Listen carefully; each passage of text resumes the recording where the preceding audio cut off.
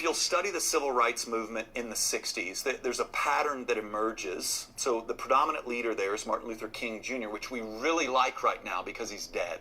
I have to believe that a Martin Luther King Jr. right now, he'd be a liberal Marxist socialist that everybody despises. But we'll quote him now because he's not here to offend us in the now.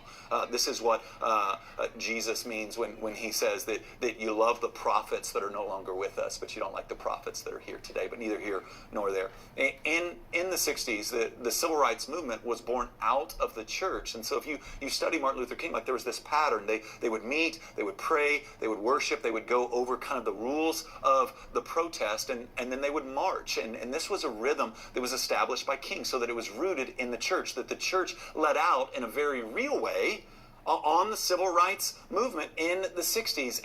And now one of the things that has happened is the church by and large has refused to participate, which means that we have turned over, God help us, we have turned over what is our inheritance to dark ideologies.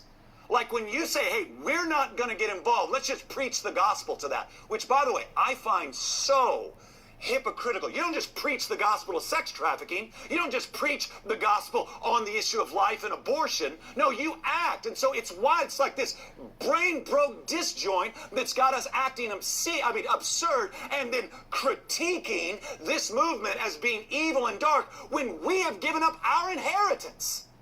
You cannot point out all the flaws in this current movement while you have abandoned the place that we were meant to play.